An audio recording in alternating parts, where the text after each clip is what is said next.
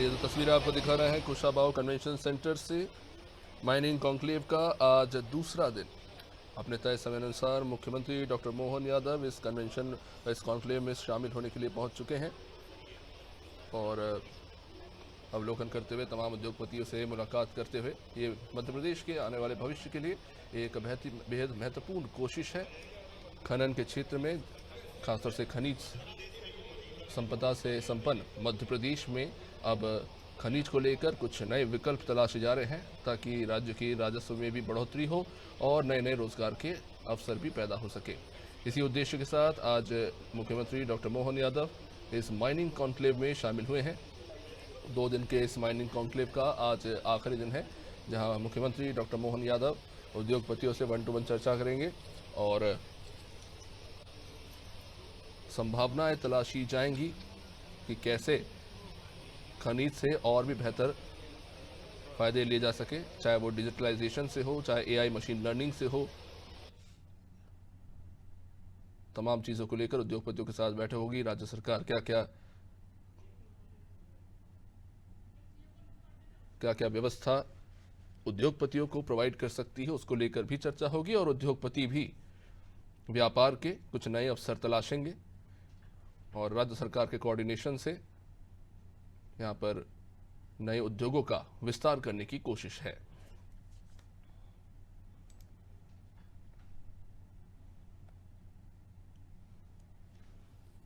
बात करें तो मध्य प्रदेश एक खनिज संपन्न देश है। खासतौर से अगर बात करें तो तांबे, बॉक्साइट और पीतल से लेकर अन्य तमाम ऐसे मिनरल्स हैं जिनका खनन मध्य प्रदेश में होता है और इन्हीं को लेकर अब नए नए विकल्प जो है तलाशे जा रहे हैं।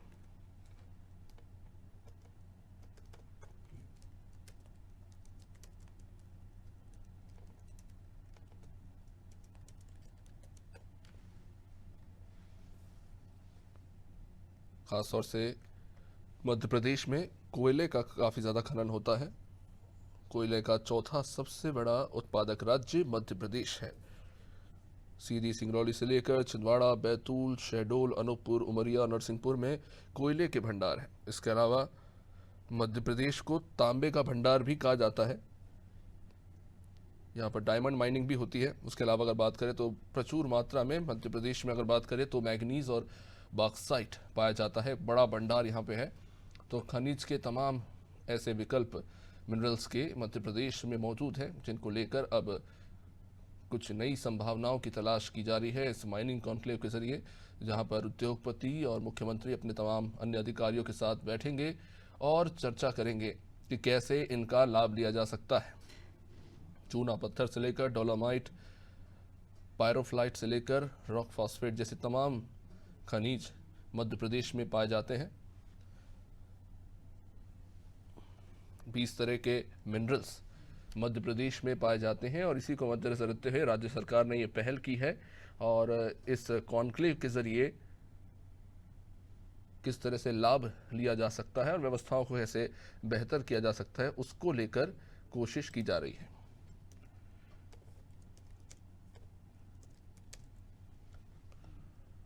दो दिनी माइनिंग कॉन्क्लेव 2024 का आज दूसरा दिन।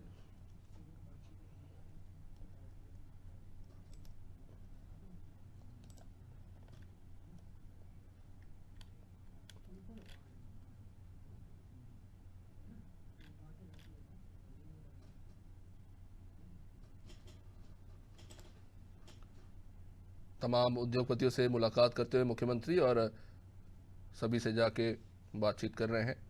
जाहिर तौर पर उद्योगपतियों के लिए भी मध्य प्रदेश में अवसर तलाशने का ये बेहतर मौका है। राज्य सरकार इसको लेकर काफ़ी एग्रेसिवली काम भी कर रही है।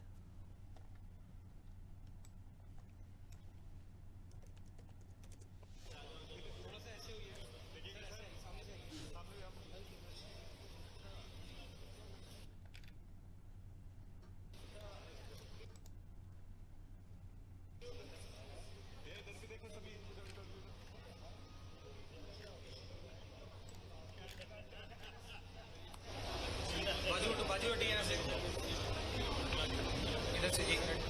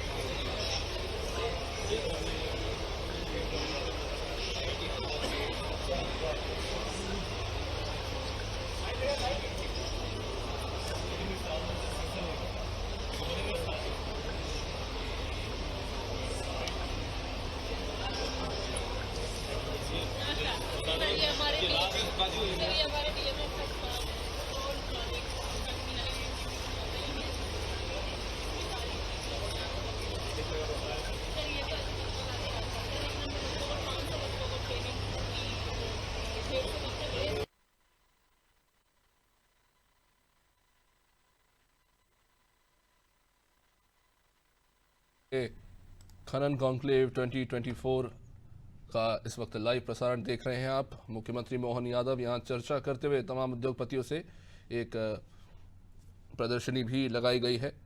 मुख्यमंत्री सभी से मिल रहे हैं, उनसे बात कर रहे हैं और अलग अलग फाउंडेशंस के तौर से जो तैयारियां की गई है उसे देखते हुए आज इस कॉन्क्लेव को मुख्यमंत्री डॉक्टर मोहन यादव ने ऐतिहासिक बताया है।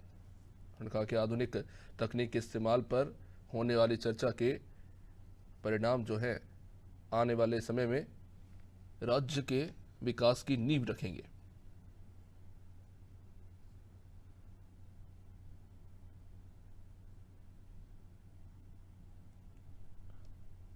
दो दिनी कॉन्क्लेव का दूसरा दिन है और तमाम अलग अलग विषयों को लेकर चर्चा होगी। खनिज से लेकर अन्वेषण, खनिज प्रसंस्करण, न्यू टेक्नोलॉजी और साथ ही साथ एनवायरमेंटल सेफ्टी, ये खास तौर से प्रायोरिटी है राज्य सरकार की। इन्हीं मुद्दों को लेकर चर्चा की जाएगी उद्योगपतियों से भी। साथ ही साथ अब जो नई टेक्नोलॉजी है उसका भी किस तरह से इस्तेमाल किया जा सकता है और लाभ लिया जा सकता है, उसको लेकर भी मुख्यमंत्री चर्चा करेंगे उद्योगपतियों के साथ। आर्टिफिशियल इंटेलिजेंस और मशीन लर्निंग आधारित डिजिटलाइजेशन की तमाम जो अलग अलग वैकल्प मौजूद हैं, इन तमाम विषयों को लेकर चर्चा होगी और नीतिगत सुधार किए जाएंगे ताकि उद्योगपतियों को भी इसका लाभ मिल सके और साथ ही साथ लोगों के लिए रोजगार के बेहतर अवसर उपलब्ध हो पाए।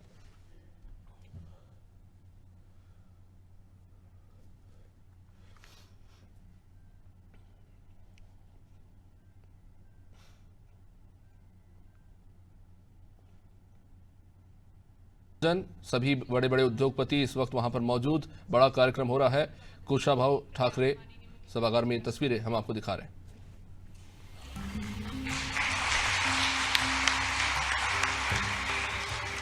धन्यवाद सर।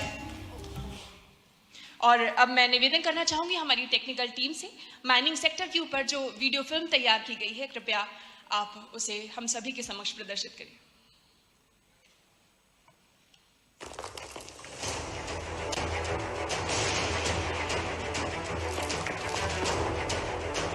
मध्य प्रदेश, जिसे भारत का हृदय कहा जाता है, देश की खनिज संपदा में एक महत्वपूर्ण स्थान रखता है। हमारा राज्य देश का एकमात्र हीरा उत्पादक राज्य है एवं विभिन्न खनिजों के उत्पादन में अग्रणी स्थान रखता है। मैंगनीज और कॉपर अयस्क के उत्पादन में देश में प्रथम स्थान, रॉक फॉस्फेट में दूसरा, चूना पत्थर में तीसरा और कोयला उत्पादन में चौथा स्थान रखता है। मध्य प्रदेश के खनिज संसाधनों का देश एवं प्रदेश की अर्थव्यवस्था।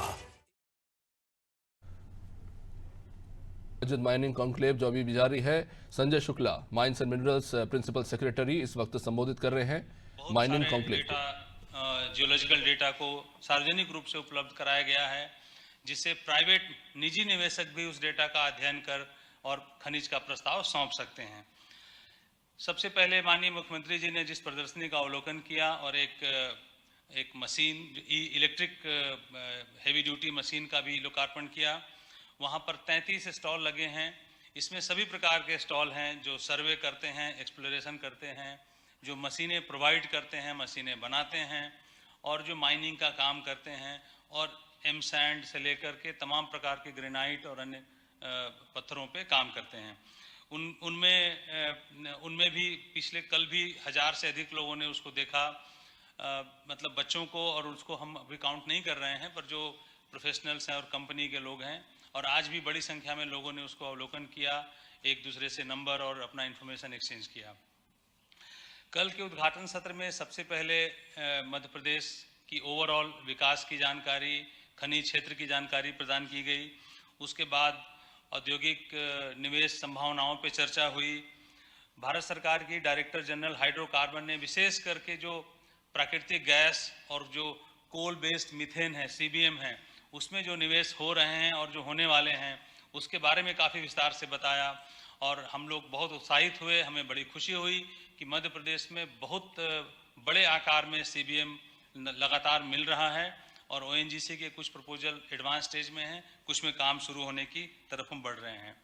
जो नॉलेज पार्टनर हैं हमारे, उनके राजीव मैत्रा जी ने काफ़ी विस्तार से बताया कि पूरे विश्व के परिदृश्य में भारत कहाँ है और भारत के अंदर हम मध्य प्रदेश कहाँ हैं और हमारे बढ़ने की गति दुनिया के गति के रेट से और भारत के रेट से भी अभी तेजी से हम चल रहे हैं आगे। श्री विक्रम ने जो हैदराबाद में एक सेंटर चलाते हैं, उन्होंने अपने पूरे टेक्नोलॉजी और जो क्रिटिकल मेटल हैं, जो रेयर अर्थ मेटल हैं और ऐसे मिनरल या मेटल जिससे देश की सुरक्षा, स्पेस रिसर्च, अन्य प्रकार के रिसर्च, नई टेक्नोलॉजी, सेमीकंडक्टर, ये सब कुछ उस पर रिलेटेड है, उनके बारे में हम लोग जाने और उससे हमें लाभ मिला। और उस सेशन के अंत में चीफ सेक्रेटरी साहब ने पूरे राष्ट्रीय परिदृश्य में मध्य प्रदेश के एक बहुत ही अच्छे भविष्य की तरफ बढ़ते मध्य प्रदेश के बारे में अपनी अनुभव और अपने नॉलेज के बेसिस पे उन्होंने जानकारी दी। इसके बाद तकनीकी सत्र हुए जिसमें IIT तिरुपति के प्रोफेसर अरुण PV ने AI और मशीन लर्निंग का उपयोग कैसे होता है माइनिंग में, उसके बारे में बताया। हमारे MP SADC के संदीप गोयल जी ने जो अभी हम प्रोजेक्ट कर रहे हैं जिसमें खनिज के उत्खनन और भंडारण को बिना फिजिकली टच किए फोटोग्राफ से और सैटेलाइट मैपिंग से और ड्रोन फोटोग्राफ से कैसे हम उसको एसेस कर सकते हैं, उसके बारे में एक बहुत डिटेल्ड प्रेजेंटेशन दिया।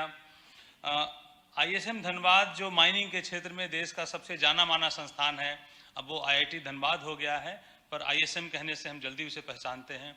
वहाँ के जो प्रोफेसर्स आए थे दोनों कल, मिस्टर दानिश और मिस्टर संजय, उन्होंने इसके बारे में और स्टार्टअप के बारे में जानकारी दी। और हेक्सागन माइनिंग के जो एक्सपर्ट थे मिस्टर अंकित शुक्ला, उन्होंने ओपन कास्ट और अंडरग्राउंड दोनों प्रकार की माइनिंग में डिजिटल सॉल्यूशन के बारे में विस्तार से जानकारी दी। इसके बाद लंच के बाद हमारे तकनीकी सत्र शुरू हुए जिसमें इस बड़े हॉल में कोयला और बिजली क्षेत्र पर मैं सबके नाम नहीं पढ़ पाऊंगा, समय की कमी है, उस पर विस्तार से बात हुई और उसमें आगे क्या क्या संभावनाएं हैं उस पर चर्चा हुई। दूसरे हॉल में लाइमस्टोन और सीमेंट उद्योग के बारे में बात हुई।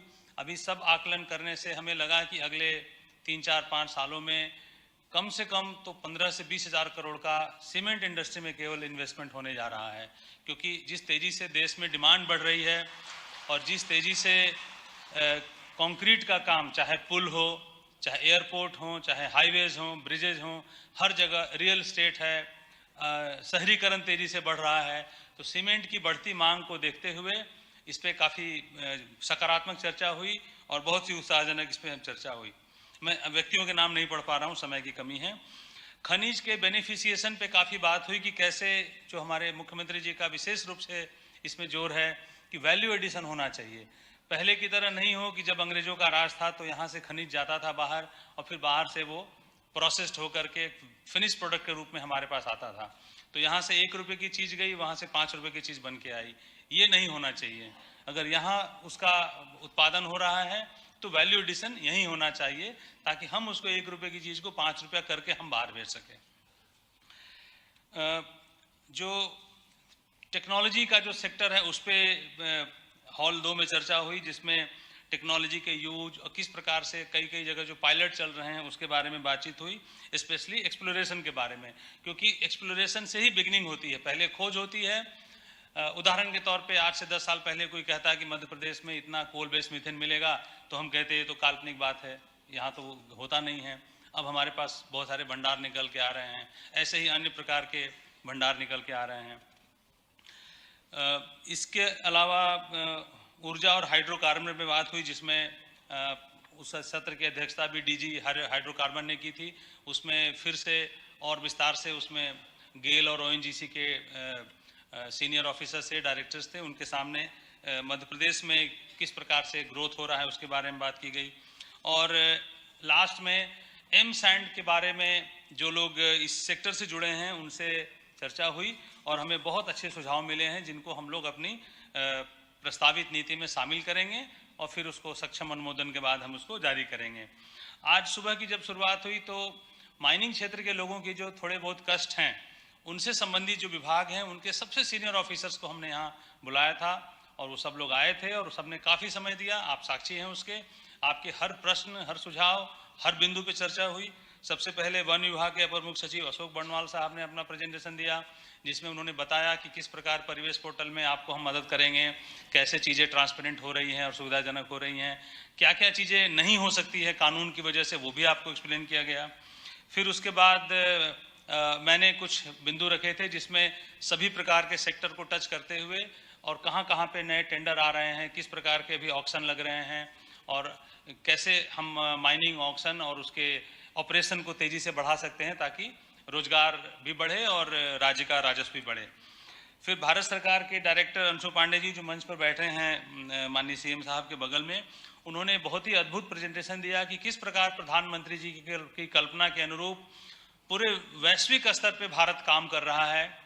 हमने अलग से एक PSU बनाया है जो विदेशों में, क्योंकि कुछ ऐसे भी एलिमेंट हैं जो इंडिया में नहीं मिल पाए हैं अभी तक, उसके लिए हम विदेशों पे निर्भर हैं, तो कैसे हम सिक्योर कर सकें अपनी सुरक्षा को और हम वहाँ से ले सके। उस बात से लेते हुए जो पोर्टल की मैंने बात की उसकी जानकारी मिली, जो जियोलॉजिकल डेटा उपलब्ध है, सार्वजनिक डोमेन में उपलब्ध है, उससे कैसे हम फ़ायदा उठा सकते हैं उसके बारे में बात हुई।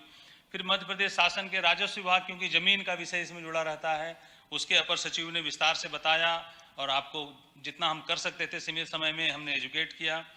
श्री नवनीत कोठारी ने जो MSME के सचिव हैं, MSME पॉलिसी और किस प्रकार से हम आपको मदद करते हैं उसके बारे में जानकारी दी। पर्यावरण एक बहुत बड़ा विषय है और पोल्यूशन कंट्रोल बोर्ड के तरह तरह के अनुमति, CTE, CTO, इसके बारे में जो जिज्ञासा रहती है, तो श्री गुलशन बामरा यहाँ उपस्थित थे प्रमुख सचिव, उन्होंने विस्तार से बताया, आपके प्रश्न भी लिए और आपको एक्सप्लेन किया। मुख्य सचिव महोदय ने उसको एंड किया और उसमें फिर से उन्होंने स्किल डेवलपमेंट, कौशल विकास और सक्षम मैन पावर को तैयार करना ताकि हम अपनी एफिशिएंसी को बढ़ा सकें, इस पर जोर देते हुए जो नए क्षेत्र हैं, स्टार्टअप हैं, उनके बारे में भी काफ़ी जोर दिया। लंच के बाद भी कुछ टेक्निकल सेशन हुए थे जिसमें आर्टिफिशियल इंटेलिजेंस पे श्री पीयूष राणा जी ने प्रेजेंटेशन दिया।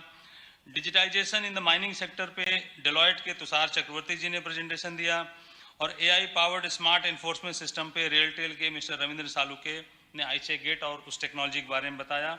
और अंत में FIMI के हर्ष त्रिवेदी जी ने, जो federation of Indian mineral industry है, उन्होंने मध्य प्रदेश के ग्रोथ पोटेंशियल और FIMI क्या कैसे काम कर रही है और कैसे हम लोग मिलकर आगे बढ़ सकते हैं इसके बारे में बताया। मैं अपनी बात यहीं समाप्त करूंगा इस अनुरोध के साथ कि अभी 3-4 मिनट के कुछ और छोटे छोटे बिंदु हैं, उसके बाद हम लोग मुख्यमंत्री जी के विजन को सुनेंगे। धन्यवाद।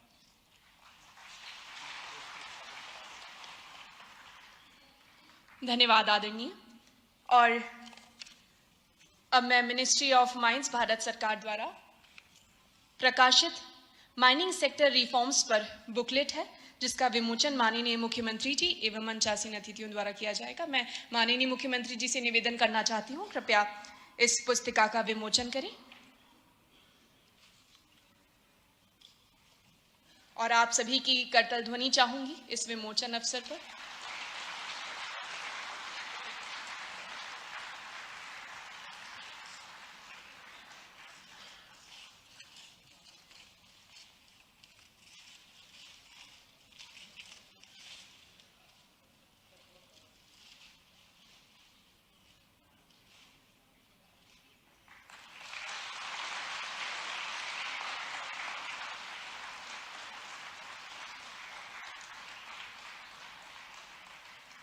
धन्यवाद।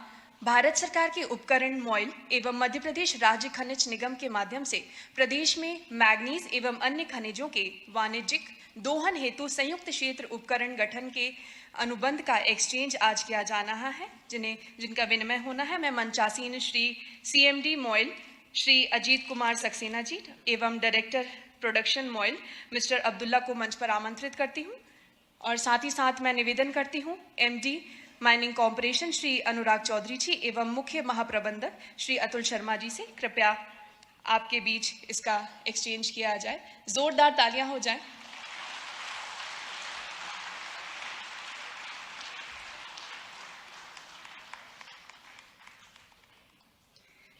धन्यवाद। मॉइल लिमिटेड के CMD एवं डायरेक्टर प्रोडक्शन द्वारा मध्य प्रदेश शासन को डिविडेंड का चेक हैंडओवर किया जा रहा है, जिसके लिए मैं माननीय मुख्यमंत्री जी से निवेदन करती हूँ कृपया आप ये चेक प्राप्त करें।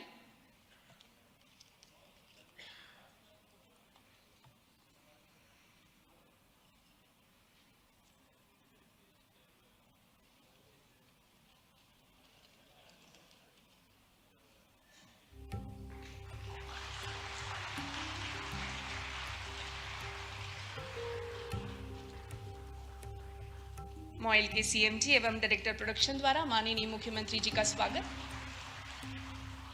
एवं डिविडेंड चेक हैंडओवर किया जा रहा है।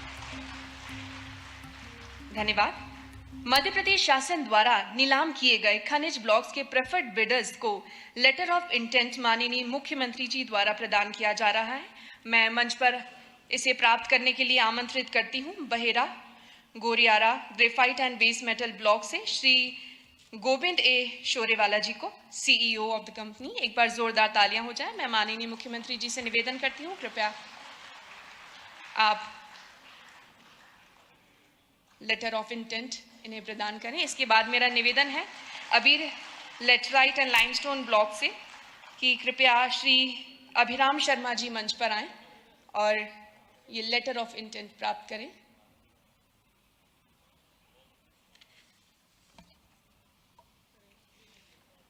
पुनः जोरदार तालियां श्री अभिराम शर्मा जी के लिए।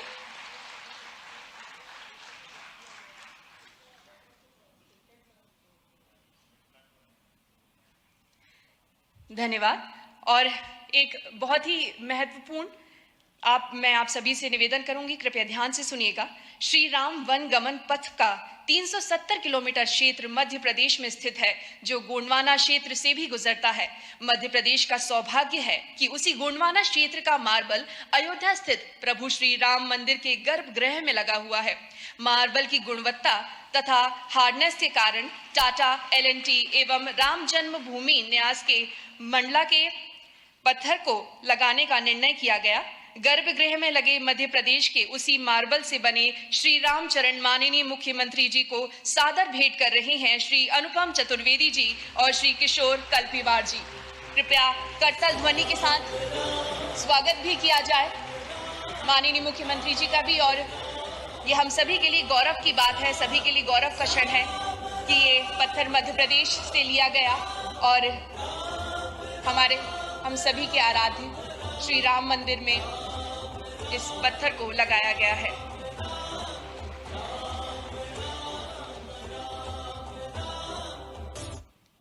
बहुत बहुत धन्यवाद आदरणीय। और अब मैं करतल ध्वनि के साथ स्वागत करती हूं मध्य प्रदेश के यशस्वी, दृढ़ निश्चयी, संकल्पित, हम सभी के प्रेरणा स्रोत मध्य प्रदेश के माननीय मुख्यमंत्री श्री डॉक्टर मोहन यादव जी को। कृपया करतल ध्वनि के साथ स्वागत कीजिए माननीय मुख्यमंत्री मध्य प्रदेश शासन डॉक्टर मोहन यादव जी का।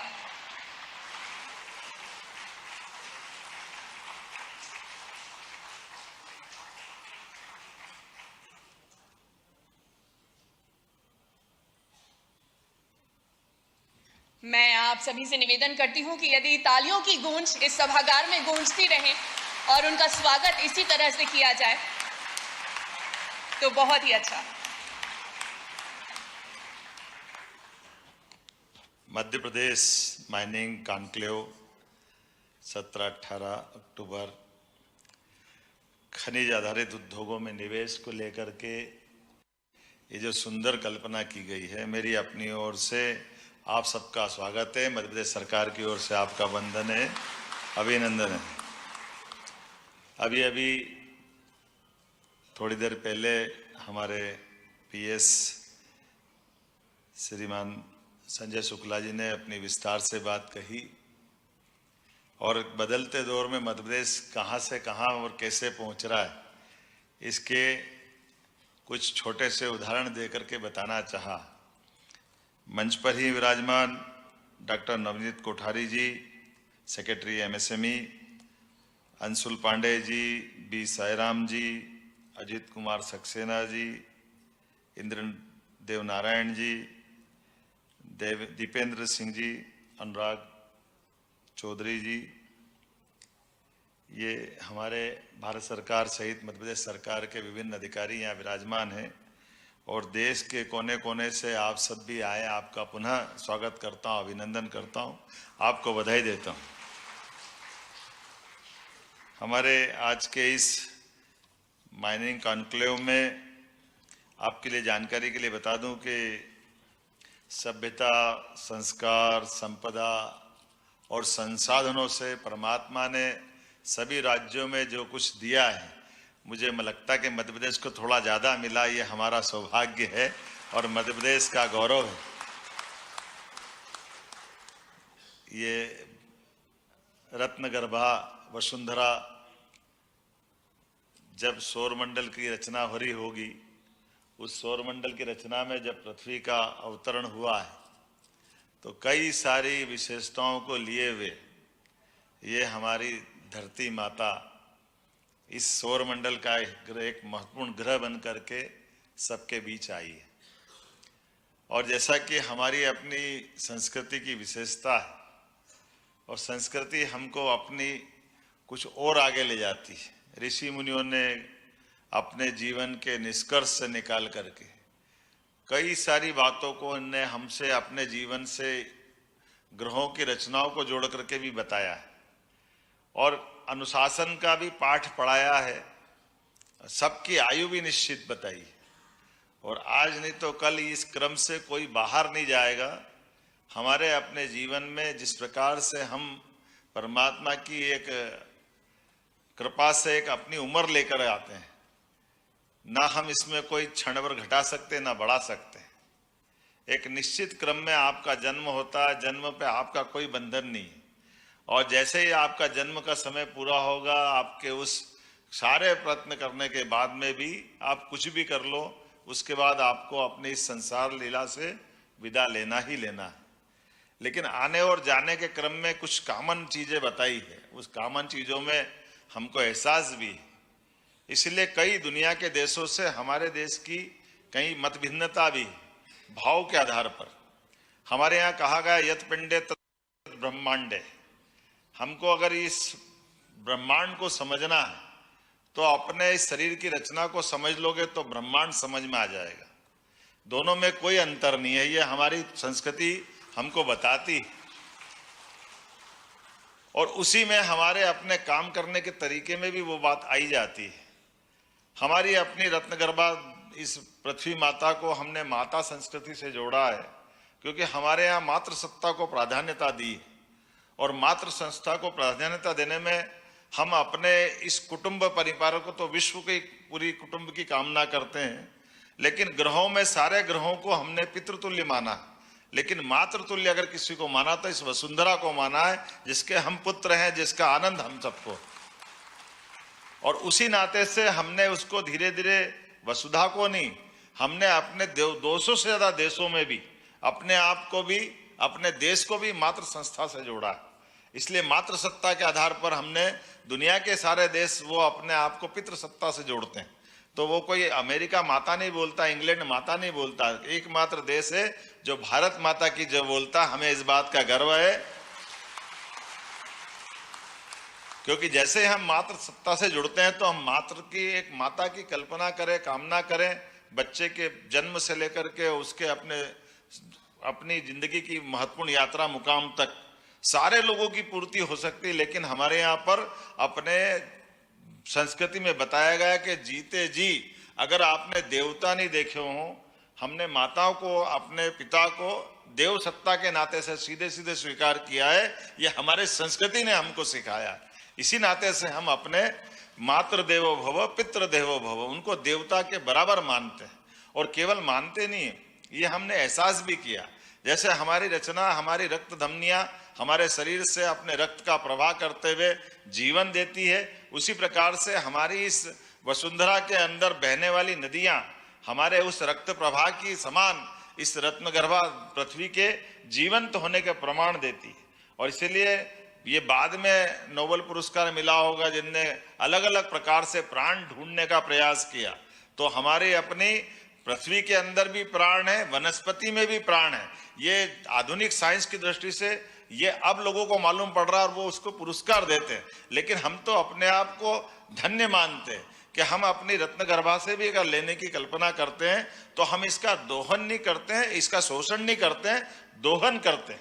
और दोहन और शोषण में जमीन आसमान का अंतर है। दोहन का अर्थ ही है कि हम अपने लिए पा तो जरूर रहे हैं, लेकिन पाते पाते हमारे बीच में देने वाले की कृपा भी है और हमारा उदात्त भाव हम श्रद्धा से ग्रहण कर रहे हैं। इसलिए हमारे यहाँ पर हर एक जगह पर अपने जीवन में कदम कदम पर दोहन और शोषण के प्रतिकार करते हुए, इस बीच का अंतर समझते हुए हमने इसमें शोषण के बजाय दोहन को जोड़कर देखा।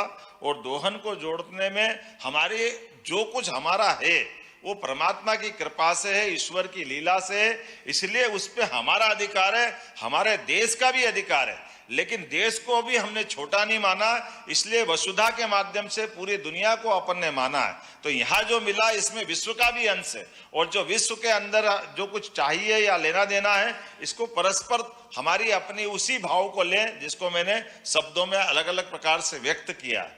इसलिए हमारी यहाँ की संपदा को देखने में, लेने में, देने में मूल भाव का अंतर है।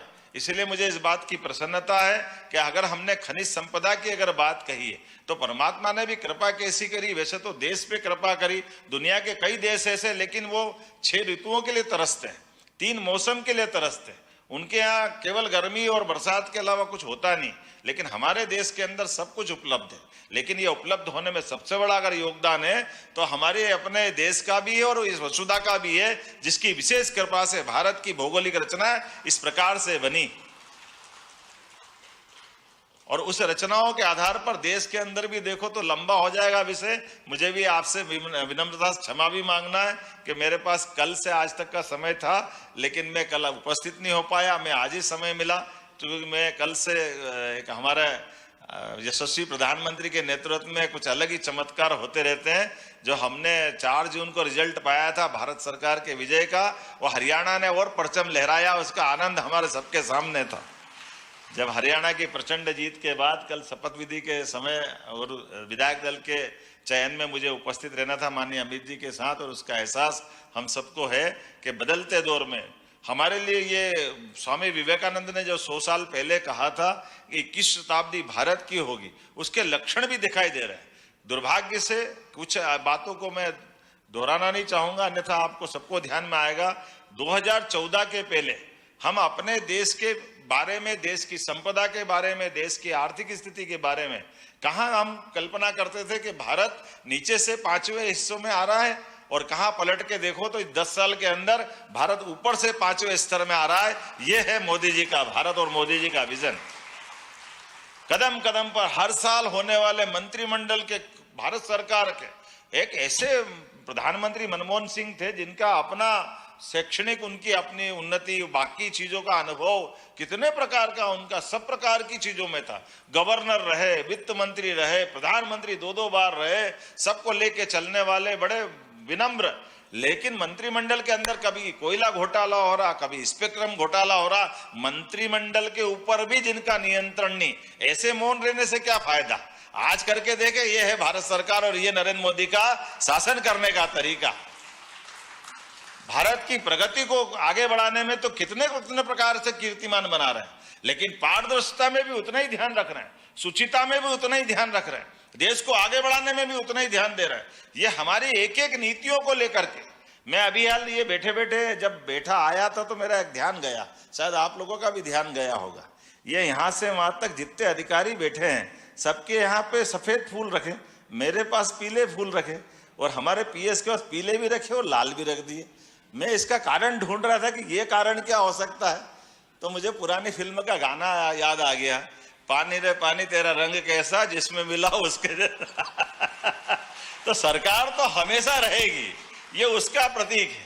सरकार चलाने वाला कैसा है ये उसका भी प्रतीक है। मुझे इस बात की प्रसन्नता है कि यशस्वी प्रधानमंत्री के नेतृत्व में मैकेनिज्म तो वो का वही, अधिकारी भी वही है, लेकिन अधिकारी को छूट दे कि अगर पारदर्शिता की नीति बनाना है, अगर खदान की नीलामी बनाना है, नीलामी की कोई पॉलिसी बनाना है, तो मुझे इस बात का गर्व है इतनी साफ सुथरी पॉलिसी बने कि 10 साल के बाद 11वां साल चालू हो गया, एक भी कोई घोटाला कुछ लफड़ा झंझटबाजी अपने भारत सरकार के माध्यम से नहीं आया। और ग्रोथ कैसी हो रही, प्रगति कैसी हो रही, किस किस प्रकार से हो रही, कभी कल्पना कर सकते हैं क्या? यह आज बदलते दौर में मुझे तो भगवान राम के चरण देकर आनंद आ गया कि हमारे यहाँ का अपना पत्थर अयोध्या में भगवान राम के मंदिर पे पहुंच रहा है। यह हमारा अपना मध्य प्रदेश का गौरव और गर्व है, लेकिन संभव हुआ यशस्वी प्रधानमंत्री के कारण से।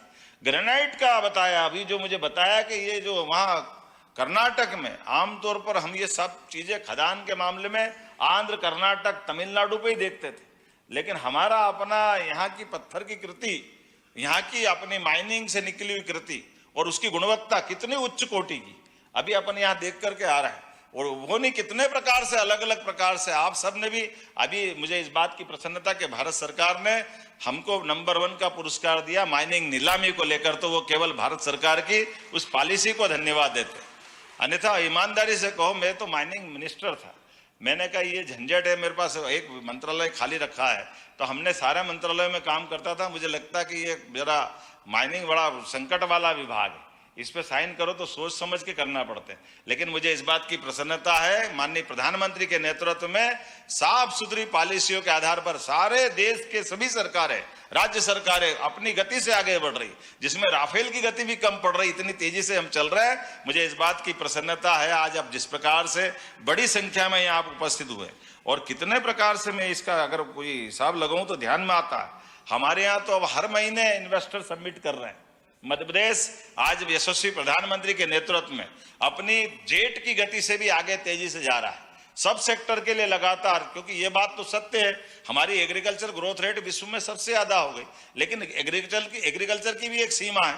लेकिन हमारी बाकी जो संपदा है, बाकी जो हमारी संसाधन की क्षमता है, उसको भी आगे बढ़ाने की जरूरत, और वो आगे बढ़ाने के लिए सभी सेक्टर के सभी प्रकार के लोगों के लिए सबको जोड़ के चलते हुए, सबका साथ सबका विकास खाली बोलने के लिए नहीं, इसको करके दिखाने के लिए कि हमको हमारे यहाँ की जो बौद्धिक क्षमता है उनको काम मिलेगा, और हमारी जो खनन क्षमता है, हमारी भूगर्भ क्षमता है, उसके आधार पर मध्य प्रदेश में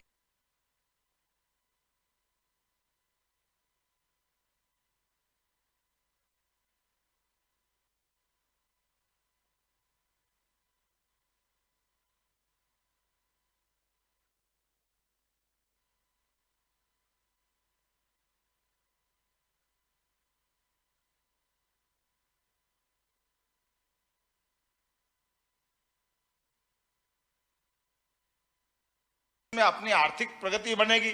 और मुझे इस बात की प्रसन्नता है कि हमने जब इस साल माइनिंग में लगभग हम अभी 10, 12 या 13 हजार करोड़ के आसपास का रेवेन्यू पा रहे हैं। कितना है संजय जी? 10,000 का। हमने कहा इसको भी आप लगातार आगे 50,000